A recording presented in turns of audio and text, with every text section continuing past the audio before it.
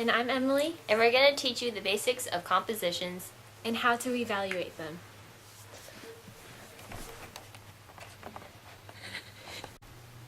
Today I'm going to show you how to do basic compositions. Now it is important to realize that this is not, I repeat, not the same as doing composition algebra. So composition functions can be related to sandwiches and their components. So first you have the pepper.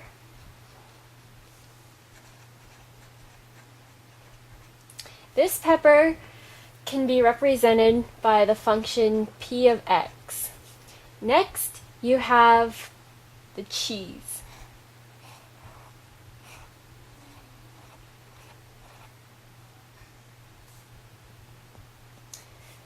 This cheese contains pepper inside of it because it is pepper jack cheese. This cheese is represented by the function c of x. The cheese can then be put inside of a sandwich, which is represented by s of x. So the sandwich would then contain all components, including pepper and the pepper jack cheese. Okay, and this sandwich can be represented by a composition function because it includes the pepper jack cheese, and the sandwich itself. So then it would be the composition function s of c of p of x.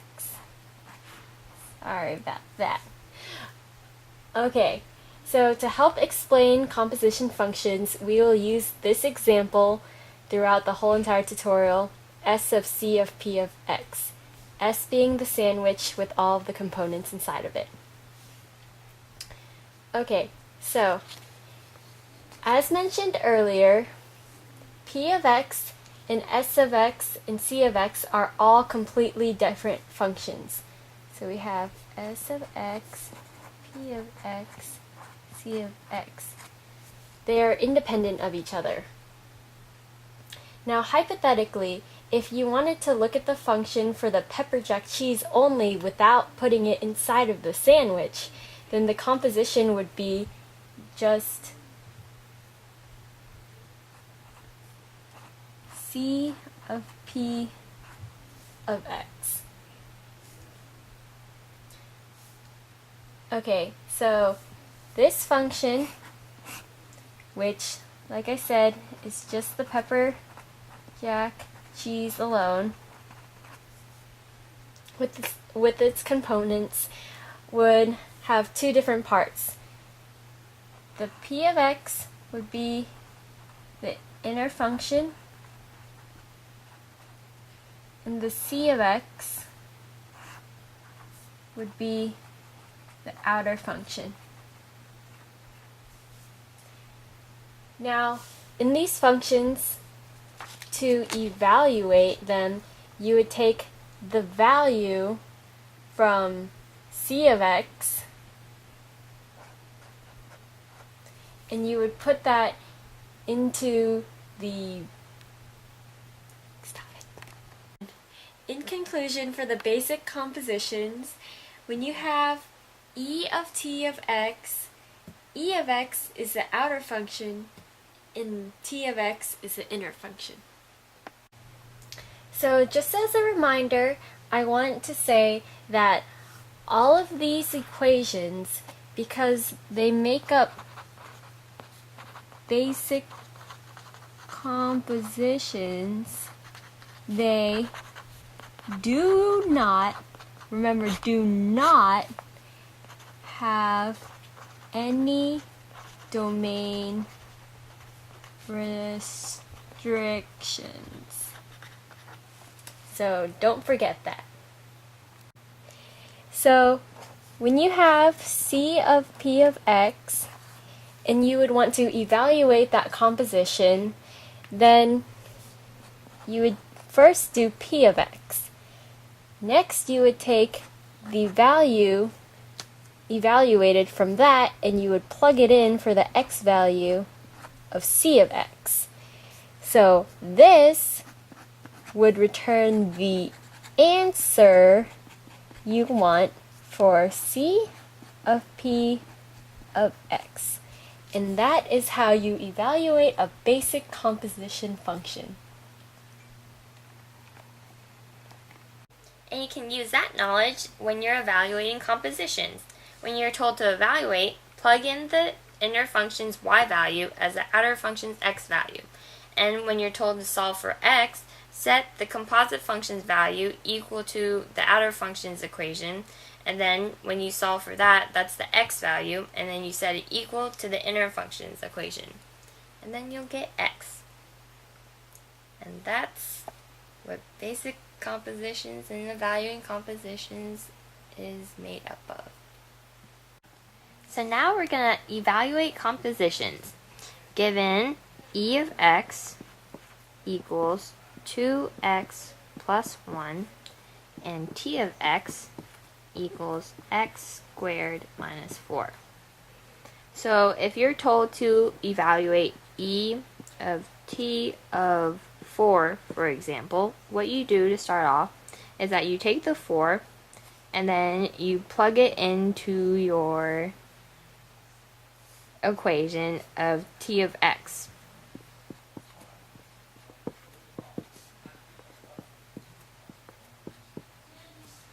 And then you get 12. Let's say that you're told to evaluate e of t of 4.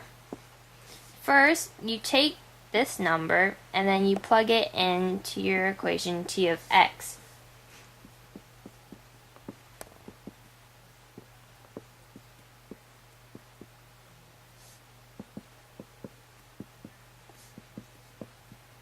And then what you get is t of 4 equals 12.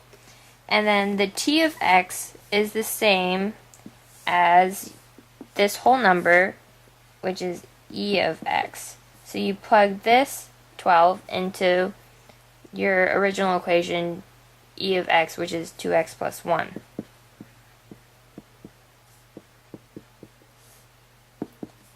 And you get 25. So, e of t of 4 equals 25.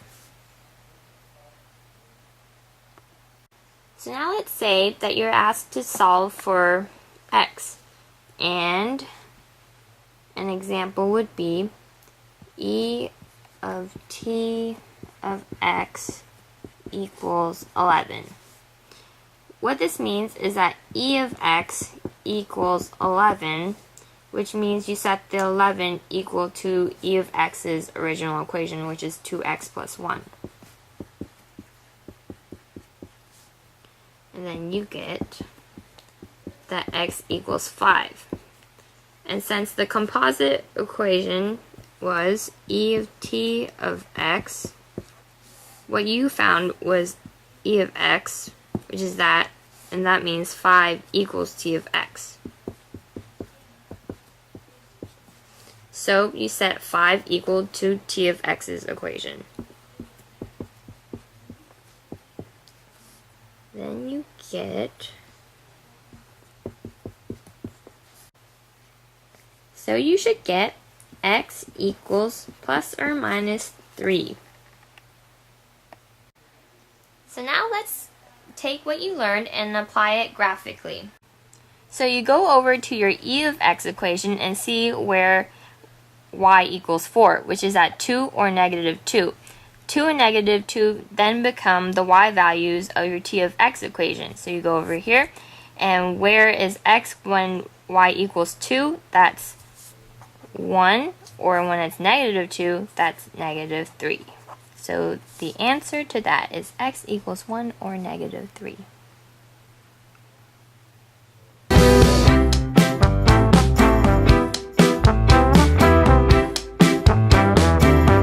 In this section of the video, I'll be teaching you applications of compositions of functions, word problems. Okay, so for the first word problem, it gives you a picture that shows the incline of a roller coaster. It gives you the horizontal motion of the roller coaster car. Its rate of motion is 10 feet per second. And then it asks you how many seconds after reaching the top of the drop, so starting right here, will it take for the car to be 5 feet off the ground? So 5 feet is going to be your height. So these lines here I've drawn in to kind of show you where the height might be geometrically. And then conveniently it gives you two similar triangles. So we're going to make one base here, assuming this is a right angle, and a height here, and then a base at 30 feet, and a height at 75 feet. Now, it says that your rate of motion is 10 feet per second, but somehow we're going to need to translate that so that it tells you what the base is. So, instead of doing the rate of motion this way, we're going to go opposite, and we're going to go the distance from this point right here, which will give you the base of a similar triangle. So it's going to be 30 minus 10t, because it moves 10 feet per second, and that'll be b of t. So it shows your base in relation to time. Now you're going to need to show your height in relationship to your base. So I'm just going to start with a proportion, pretty simple geometry. So h over b equals 75 over 30. Then I'm going to cross multiply to solve for h. So 30h equals 75b over 30, and h equals 75b over 30, which simplifies to h of b equals 15b over 6. So now you have your two functions, h of b and b of t, and it's asking you for the height after a certain time. So you're going to want h of b of t. So this will be your inner function, and this will be your outer function. So it'll go h of b of t equals 15, 30 minus 10t, see that's where we're plugging in b of t, over 6. And it says that the car needs to be 5 feet off the ground. So 5 equals 15, 30 minus 10t over 6. So from here it's pretty standard algebra 2, but I'll do it for you. So 30 equals 15, 30 minus 10t over 15 over 15. 2 equals 30 minus 10t. 10t equals 28. So t equals 2.8. So you see how we use compositions of functions to solve this problem. We first made a function for the base in terms of time. Then we made a function for the height in terms of base. Then we combined them two to make a function for height in terms of time, which is what the problem was asking. Then we solved using algebra. So that's your first application.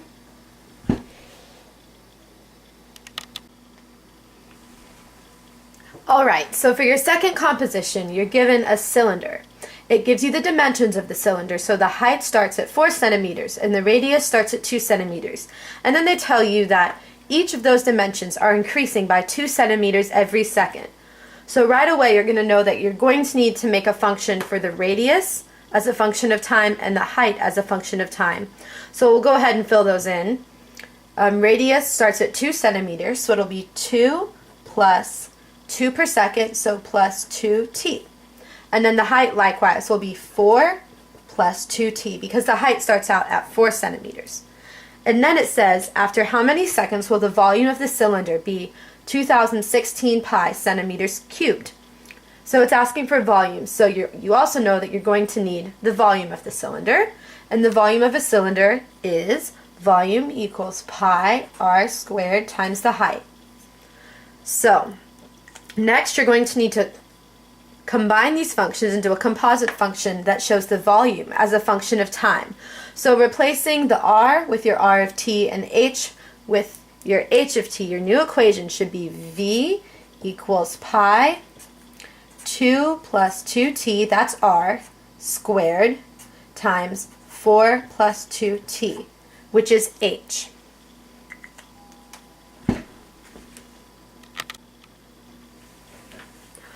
Alright, so we have our equation. I think it's pretty clear what to do next.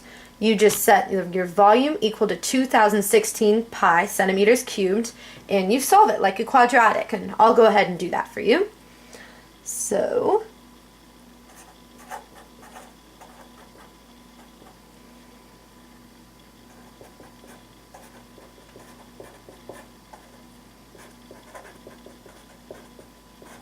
your pi's cancel out.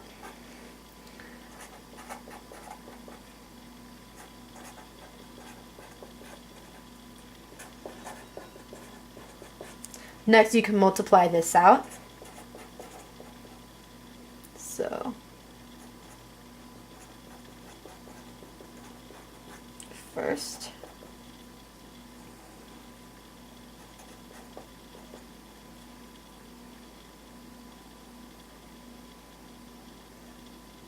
outer, inner,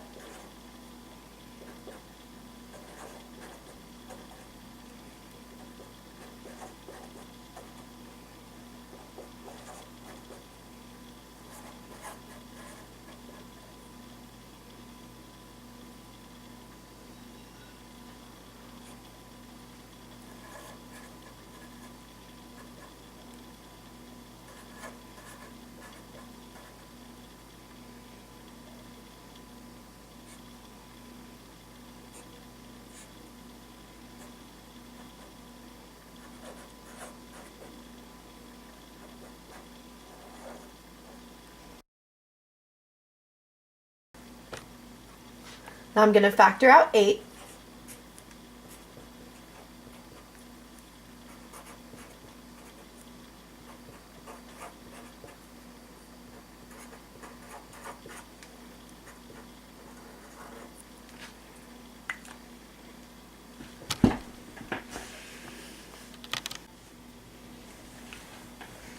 Alright, so we're going to do the rational root theorem, and I'm just going to try -2, because if you do p over q, you can see that using 250 as p and t as q, -2 over 1 is definitely a possible value.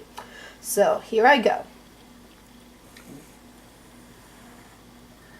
-2. 1, 4, 5, and -250. So bring the one down.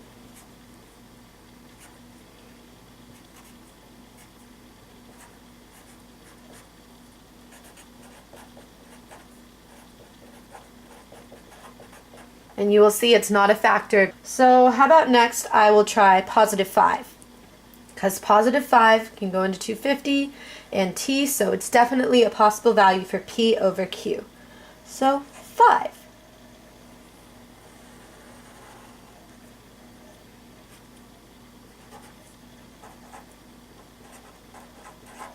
Bring the 1 down.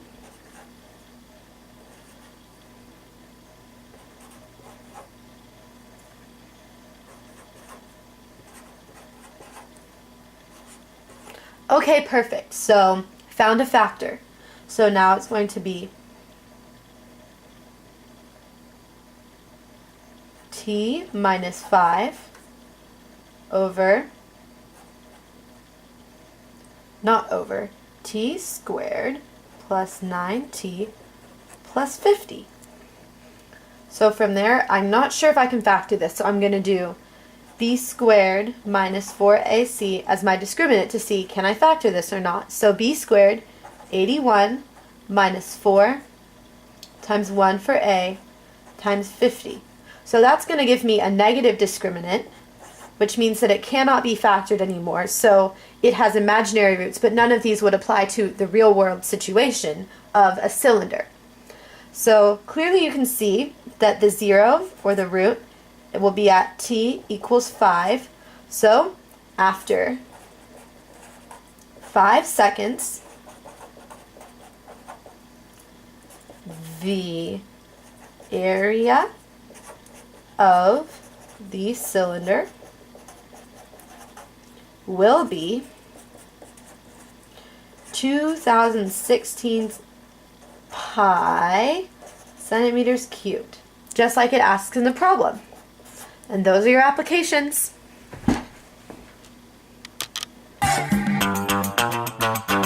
Hey!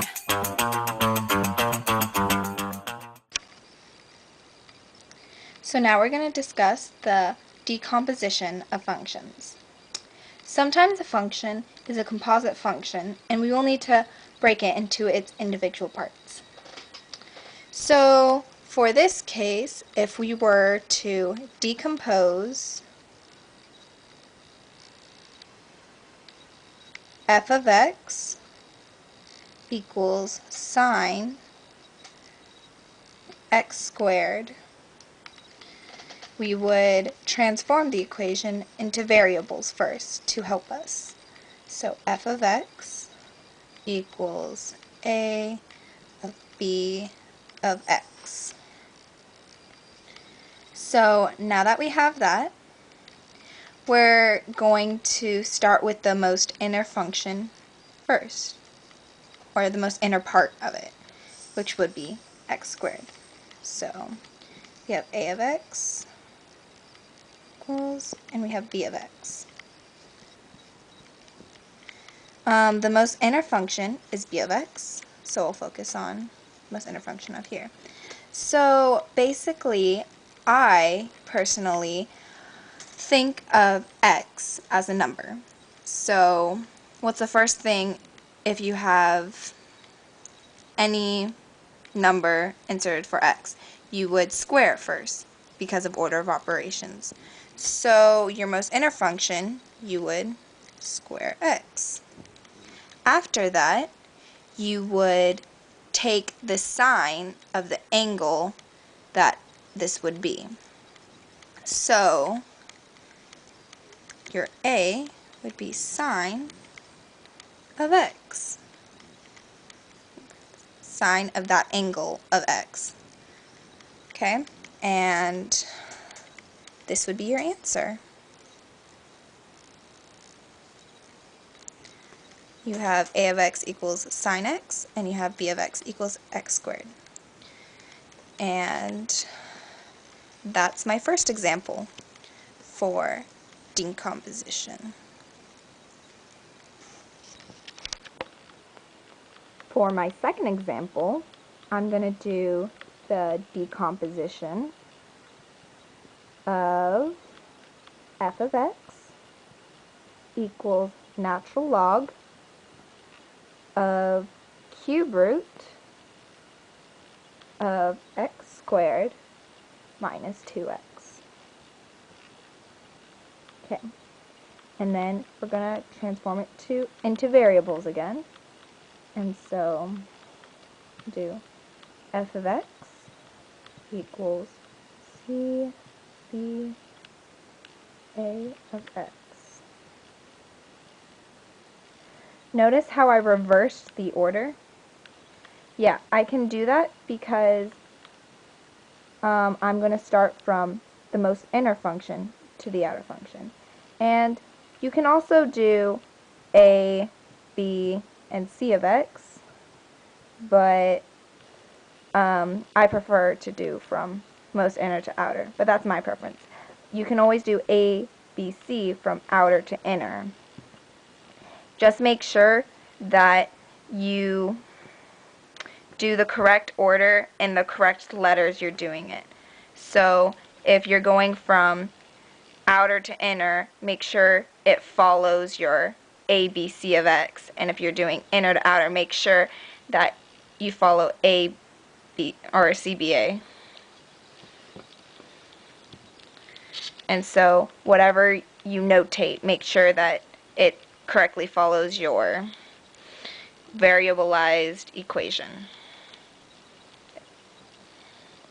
Okay, so now that we've made it into a variable function, we can start listing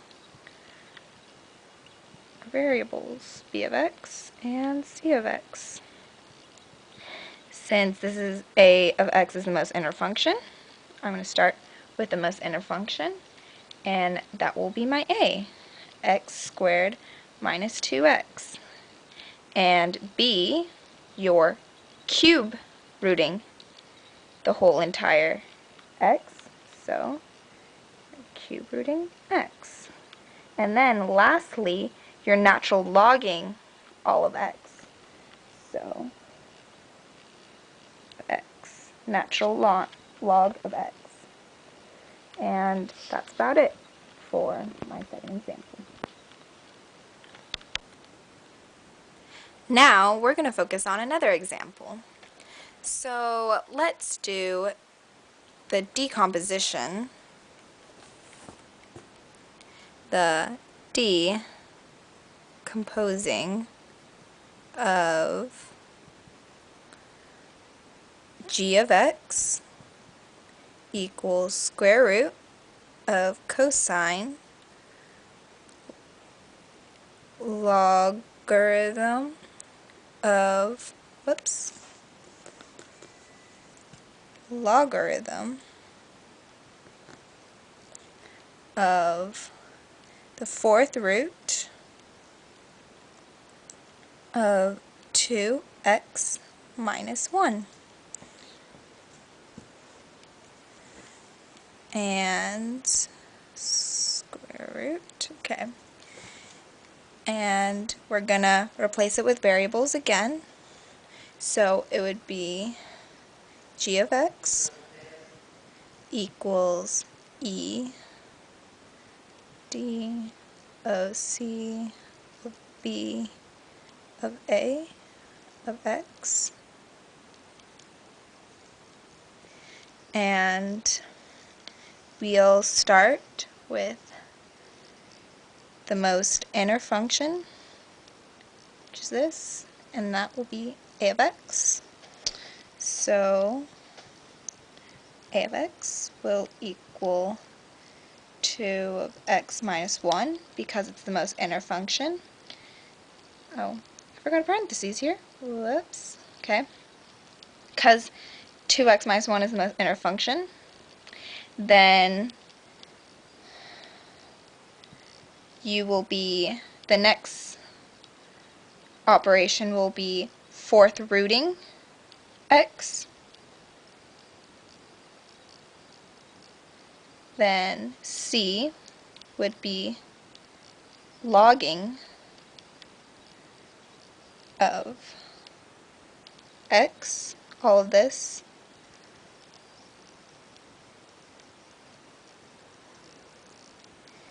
And then you have d of x, which is here, and that is cosining of this whole angle.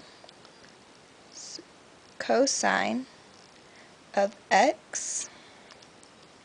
And then finally, your last thing is square rooting all of it. So e of x would be square rooting of x. And that's it for this specific example of g of x, of decomposing g of x.